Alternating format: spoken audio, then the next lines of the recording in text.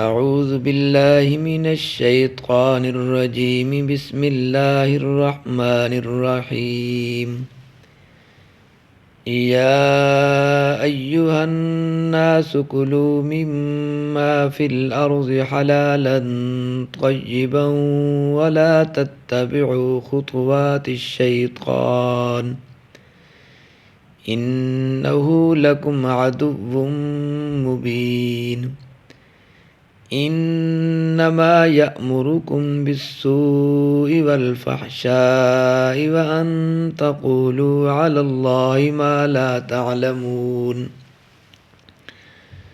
وإذا قيل لهم اتبعوا ما أنزل الله قالوا بل نتبع ما ألفينا عليه آباءنا أولو كان آباؤهم لا يعقلون شيئا ولا يهتدون ومثل الذين كفروا كمثل الذي ينعق بما لا يسمع إلا دعاء ونداء صم بكم عمي فهم لا يعقلون يا أيها الذين آمنوا كلوا من طيبات ما رزقناكم واشكروا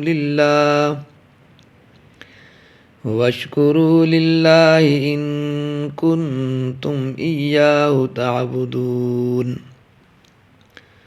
صدق الله العظيم یا ایہا الناس کلوا مما فی الارض حلالا طیبا، اے انسانو کھاؤ ان چیزوں سے جو زمین میں ہیں،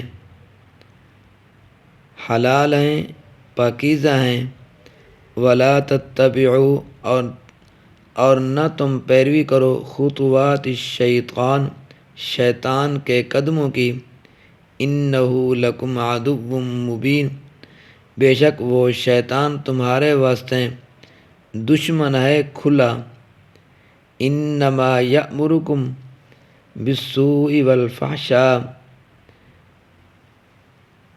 پختہ بات ہے شیطان تمہیں حکم دیتا ہے برائی کا اور بے حیائی کا، وَأَن تَقُولُوا عَلَى اللَّهِ مَا لَا تَعْلَمُونَ، اور اس بات کا تم کہو اللہ تعالیٰ پر جو کچھ تم نہیں جانتے، وَإِذَا قِيلَ لَهُمُ اتَّبِعُوا مَا أَنزَلَ اللَّهُ، اور جس وقت ان کو کہا جاتا ہے پیروی کرو اس چیز کی جو اللہ تعالیٰ نے نازل فرمائی ہے، تو کیا کہتے ہیں؟ قَالُوا نَتَّبِعُ مَا أَلْفَيْنَا عَلَيْهِ آبَاءَنَا،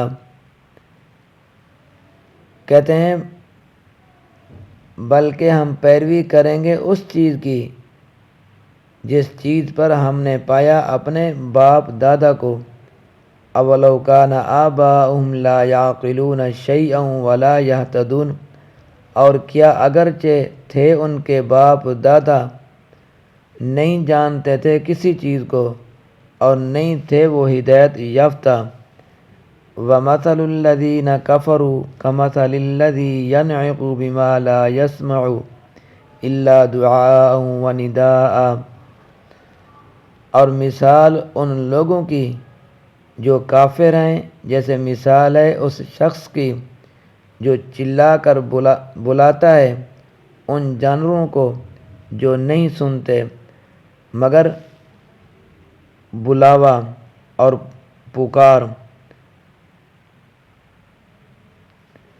صم بکم عمی فہم لا یعقلون، وہ بہرے ہیں، گونگے ہیں، اندھے ہیں، پس وہ نہیں سمجھتے، یا ایہا الذین آمنوا کلوا من طیبات ما رزقناکم واشکروا للہ ان کنتم ایاہ تعبدون، اے لوگو جو ایمان لائے کھاؤ پاکیزہ ان چیزوں سے جو ہم نے تمہیں دی، اور اللہ تعالیٰ کا شکر ادا کرو اگر ہو تم خاص اللہ تعالیٰ کی عبادت کرتے۔ حلال اور حرام کے خود ساختہ احکام،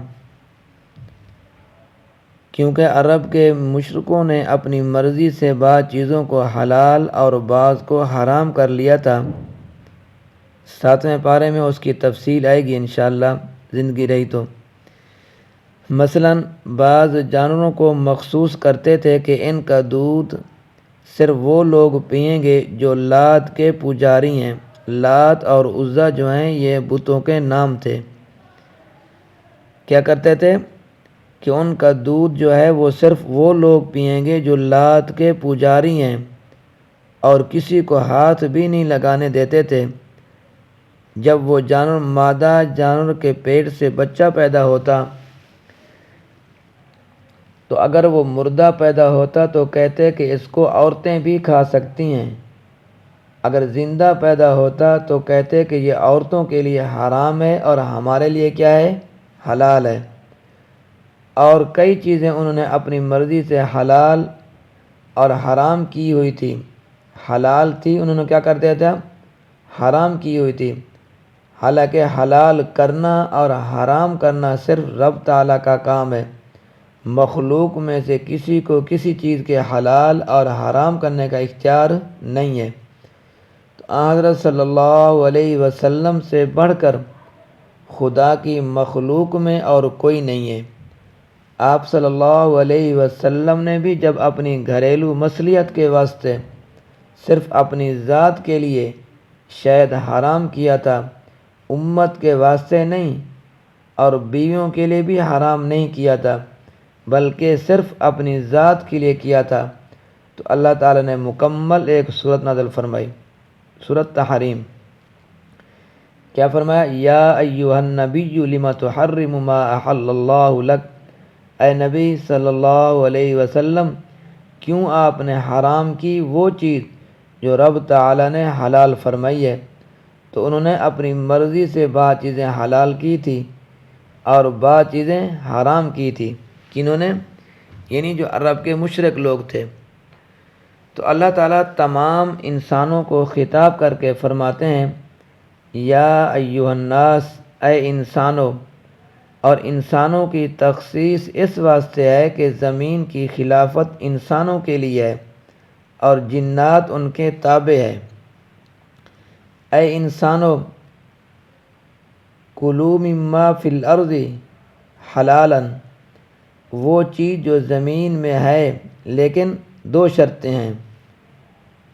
کتنی؟ دو شرطیں، حلالا کہ وہ حلال ہو، اور اس سے مراد وہ چیز ہے جس کے کھانے کی رب تعالیٰ نے اجازت دی۔ طیباً، اور طیب ہو، طیب اس کو کہتے ہیں کہ جس کے ساتھ کسی اور کا حق متعلق نہ ہو۔ مثال کے طور پر یہ گندم جو ہے نا، گندم حلال ہے، اور اگر کسی سے رشوت میں لی ہو یا غصب کی ہو یا چوری کی ہو تو وہ طیب نہیں ہے، کھا نہیں سکتے۔ بکری حلال ہے مگر کسی کی چوری کی بکری ذبح کر کے کھائے تو وہ طیب نہیں ہے۔ اسی طرح مرغی جو ہے یہ حلال ہے، انڈے حلال ہیں، مگر کسی سے چھین کر نہ لی ہو تو کھانے کے لیے دو شرطیں ہیں، ایک یہ کہ رب تعالیٰ نے اس کے کھانے کی اجازت دی ہو، اور دوسرا یہ کہ غیر کا حق اس کے ساتھ وابستہ نہ ہو۔ یا یوں کہہ لیں کہ حلال میں حق اللہ کو ملحوظ رکھے اور طیب میں حق العبد کو ملحوظ رکھے۔ اگر کسی غیر کا حق ہے تو وہ اسی طرح حرام ہے جس طرح خنزیر حرام ہے۔ اللہ اکبر۔ آگے فرمایا، وَلَا تَتَّبِعُوا خُطُوَاتِ الشَّيْطَانِ، اور نہ پیروی کرو تم شیطان کے قدموں کی۔ إِنَّهُ لَكُمْ عَدُوٌّ مُّبِينٌ، بے شک وہ شیطان تمہارا کھلا دشمن ہے، اور وہ اپنی دشمنی کسی منزل اور کسی مرحلہ پر بھی نہیں چھوڑتا۔ ایک مشہور کہاوت ہے، بعض کہانیاں بھی ایسی ہوتی ہیں کہ ان سے عبرت حاصل ہوتی ہے، کہ ایک اللہ تعالیٰ کا کوئی نیک بندہ تھا اور اس کی زندگی اللہ تعالیٰ کی عبادت اور اطاعت میں گزرتی تھی۔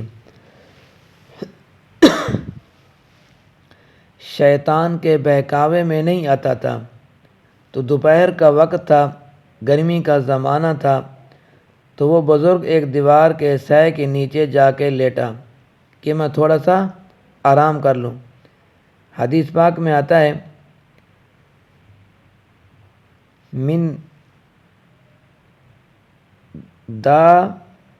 دأب الصالحین صالحین القیلولات، راتیں چھوٹی اور دن لمبے ہوں تو نیک آدمیوں کی عبادت ہے دوپہر کو تھوڑا سا سو جانا۔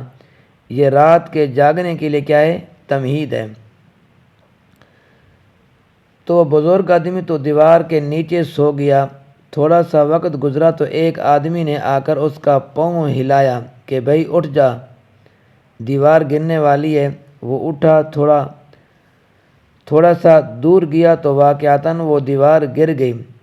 اس نے پوچھا، دریافت کیا کہ تو کون ہے جو میرے لیے رحمت کا فرشتہ ثابت ہوا ہے؟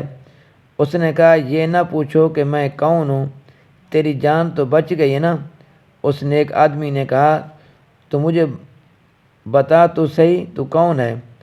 تو کہنے لگا، میں ابلیس ہوں۔ اس نیک آدمی نے کہا، لا حول ولا قوت الا باللہ، ابلیس کو میرے ساتھ کیا ہمدردی تھی، میں نے تو اس کی کبھی بات نہیں سنی، مگر میری جان تو بچ گئی۔ تو اس نے کہا کہ تو مجھے بتا کہ بات کیا ہے؟ تو ابلیس نے کہا، تو اگر دیوار کے نیچے آ کر مر جاتا تو شہید ہوتا، میں اپنے دشمن کو شہید کیوں ہونے دوں؟ حدیث پاک میں آتا ہے کہ اگر کوئی مکان کے نیچے آ کر مر جائے اور وہ مومن ہو یعنی مسلمان ہو تو وہ شہید ہے۔ تو شیطان کی دشمنی دیکھو، اس کی جان بچائی مگر دشمنی کا پرنالہ اپنی جگہ رکھا۔ تو رب تعالیٰ نے سچ فرمایا ہے، انہ لکم عدو مبین، پختہ بات ہے کہ شیطان تمہارا کیا ہے؟ دشمن ہے کھلا۔ انما یأمرکم بالسوء والفحشاء، پختہ بات ہے کہ وہ تمہیں حکم دیتا ہے برائی کا اور بے حیائی کا۔ آگے فرمایا، سوء اور فحشاء کا معنی کیا ہے؟ سوء اور فحشاء کی ایک تفسیر یہ کرتے ہیں کہ جو گناہ زبان سے ہوتے ہیں وہ سوء کہلاتے ہیں، جیسا کہ جھوٹ، غیبت، گالی اور کسی کی دل آزاری کی بات۔ فحشاء وہ ہے جو عمل کے ساتھ تعلق رکھتے ہیں، جیسے زنا کرنا، شراب پینا وغیرہ وغیرہ۔ تو شیطان تمہیں حکم دیتا ہے کہ تم زبان سے بھی گناہ کرو، جھوٹ بولو، غیبت کرو، گالیاں دو، اور عمل کے ساتھ بھی کہ زنا اور بدکاری کرو، لواطت کرو، شراب پیو۔ اور دوسری تفسیر یہ کرتے ہیں کہ سوء ایسے گناہ کو کہتے ہیں جو آدمی چھپ کر کرتا ہے، مثلا شراب پیتا ہے مگر چھپ کر، اور فحشاء اسے کہتے ہیں جو لوگوں کے سامنے کرے۔ تو شیطان دونوں طرح کے گناہوں کا حکم کرتا ہے۔ وَأَن تَقُولُوا عَلَى اللَّهِ مَا لَا تَعْلَمُونَ، اور تمہیں اس چیز کا حکم دیتا ہے کہ اللہ تعالیٰ پر وہ کیا کریں؟ وہ باتیں کہو جو تم نہیں جانتے۔ ان کے اندر جو ذاتی خرابیاں ہوتی تھیں وہ کہتے تھے کہ ان کا ہمیں رب تعالیٰ نے حکم دیا ہے، حالانکہ رب تو بے حیائی اور برائی کا حکم نہیں دیتا۔ تم شیطان کے قدم پر چلتے ہو اور اس کے کہنے پر لگے ہوئے ہو۔ تو آگے فرمایا، وَإِذَا قِيلَ لَهُمُ اتَّبِعُوا مَا أَنزَلَ اللَّهُ، اور جس وقت ان سے کہا جاتا ہے کہ پیروی کرو اس چیز کی جو اللہ تعالیٰ نے نازل کی ہے، تو کیا کہتے ہیں؟ قَالُوا بَلْ نَتَّبِعُ مَا أَلْفَيْنَا عَلَيْهِ آبَاءَنَا، تو کہتے ہیں ہم پیروی کریں گے اس چیز کی جس پر ہم نے اپنے باپ دادا کو پایا ہے۔ بعض سطحی قسم کے لوگوں نے اس آیات سے اور اس قسم کی دوسری آیاتوں سے اس تقلید کا رد سمجھا ہے جس کو اہل اسلام کرتے ہیں، حالانکہ یہ بالکل کیا ہے؟ غلط استدلال ہے۔ تو اس کے متعلق کل انشاءاللہ عرض کریں گے۔ اللہ تبارک و تعالی میرا اور آپ کا حامی و ناصر ہو۔